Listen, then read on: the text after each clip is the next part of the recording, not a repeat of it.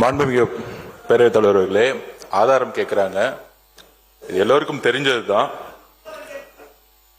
மது விலக்கு கொள்கைங்கிறது எங்களுடைய கொள்கை, போதையில்லா தமிழகம் எங்களுடைய கொள்கை. ஆட்சிக்கு வந்த பின்போ ஆட்சிக்கு வருவதற்கு முன்போ இங்க இருக்கக்கூடிய சட்டமன்ற உறுப்பினர்களும் சரி, இங்க இருக்கக்கூடிய அமைச்சர்களும் சரி, எந்த தொழில்களிலும் நாங்கள் ஈடுபட்டது கிடையாது. முக்கியமாக மதுவில். ஆட்சிக்கு வந்த பிறகு திமுகவுடைய ட்ரெஷரர் சாராய ஆலையை நடத்துகிறாரா இல்லையா? ஒரு கேள்வி. திமுகவுடைய பாராளுமன்ற உறுப்பினர் ஜெகத் ரட்சகன் சாராய ஆலையை நடத்துகிறாரா இல்லையா? அப்ப சாராய ஆலையை நடத்தி கொண்டு டாஸ்மாக் நிறுவனம் மூலம் ஆர்டர் வந்து யார் வாங்கினது?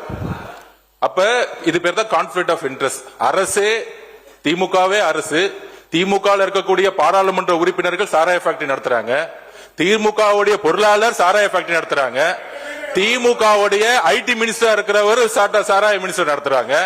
இதுக்கு மேல என்ன ஆதாரம் வேணும்? பேசுங்க. ஒரே ஒரு நிமிஷம். மாண்புமிகு உறுப்பினர் லாட்டரிங்கிறாங்க. உதயநிதி அவர்கள் சொல்லணும், ஏன் 900 கோடி ரூபாய் லாட்டரி நிறுவனம் வாங்கினாங்க திமுக? பதில் சொல்லட்டும்.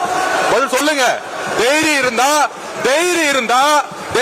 இருந்தா லாட்டரி நிறுவனம் 900 கோடி ரூபாய் திரு மு க ஸ்டாலின் அவர்கள் ஏன் வாங்கினார்கள்? தைரியம் இருந்தா சொல்லுங்க. அப்ப சொல்லுங்க.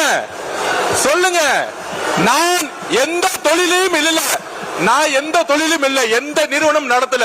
தைரியம் இருந்தா ஏன் நடத்துறாங்கன்னு சொல்லுங்க. அதுக்கப்புறம் பதில் சொல்லலாம். மாண்புமிகு எதிர்க்கட்சி தலைவர். மாண்புமிகு பேரவைத் தலைவர் அவர்களே, நம்முடைய அமைச்சர் அவர்கள் திமுக ஏன் லாட்டரி நடத்துகின்ற நிறுவனம் என்று ஃபண்ட் வாங்கினாங்க அப்படின்னு கேட்கிறாரு. அது கொடுத்தது அவருடைய மாமனார் தான். அவருடைய மாமனார்ட்ட கேட்டு அந்த விளக்கத்தை அவர் பெற்றுக்கொள்ள வேண்டும். அது அவரும் உங்க அப்பாவுக்கு மட்டும்தான் தெரியும். உங்க அப்பா கிட்ட தான் கேட்கணும், எனக்கு தெரியாது. அப்பாவை இங்க காணோம்.